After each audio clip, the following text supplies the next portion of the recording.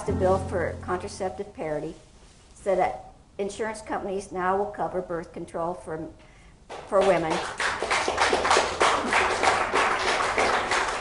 That seems like such a simple thing.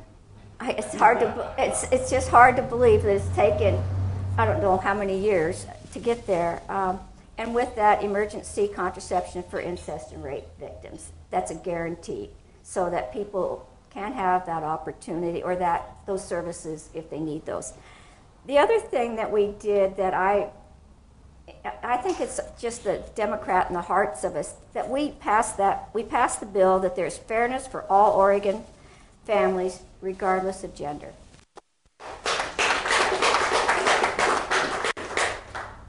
It's just the Christian in me and people. There was a headline in this week's paper, was Christ a liberal Democrat?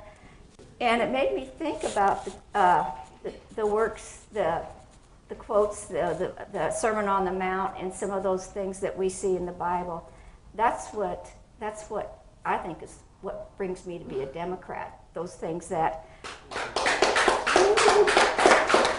well, it is. It's how we can give to others and support them, and it's really cool.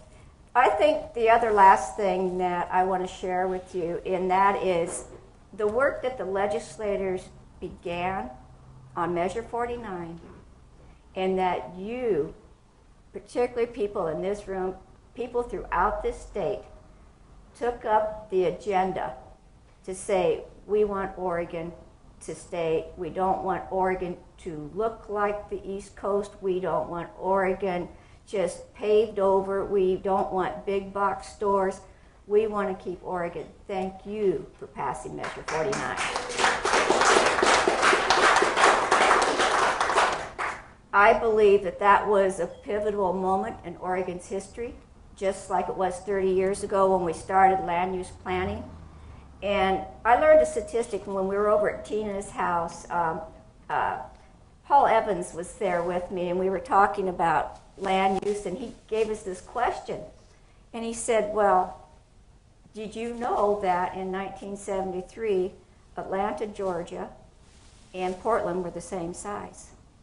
And I don't know what the population size of Atlanta, Georgia is right now, but I'm certainly not moving there. And the reality is, Oregon first started their land use planning initiatives those 30 years ago. And that's the outcome when you have legislators and people that say, yes, this is what we want to do. So hats off to all of Oregon. I couldn't have been happier on election night for one measure.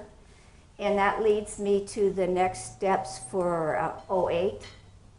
And we need to sit down at the table, whether it's with the Department of Human Services, whether it's with our National Congress people, and talk about how can we ensure, minimally, our goal right now, what we're looking at is making sure that 60,000 children out of our 112,000 can have continuous health care.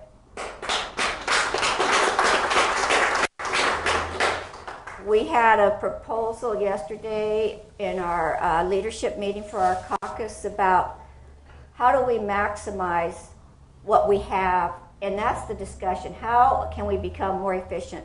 Right now, for the Oregon Health Plan for Children, parents have to fill out a 20-plus page application every 6 months.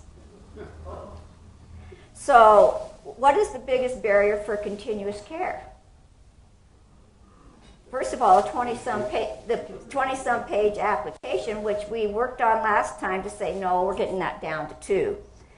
But then the other part of it is, can you imagine what it's like to enroll people every 6 months?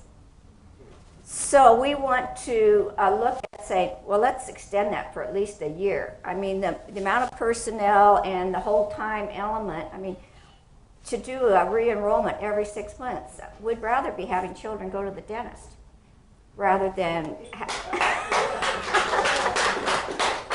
Well, and not to use a term that maybe some people think is not reachable, but it's government efficiency. It's not creating another bureaucracy. it's looking at what we have and how we can do it better. And so we have our key leaders in the healthcare arena, Tina Kotek, Representative Greenlick, and there's a meeting today that Representative Jean Cowan is looking at senior issues. These are the key issues that are going to come up in '08. The other issue, the Republicans put out an agenda last week, and it was interesting. Their agenda, if you missed the news release, which most of us did, it was interesting. Their top agenda is to train Oregon's teachers for excellence. Okay. Reform Oregon's land use laws. Sounds familiar, doesn't it? Yeah. Protect Oregons from predatory scams.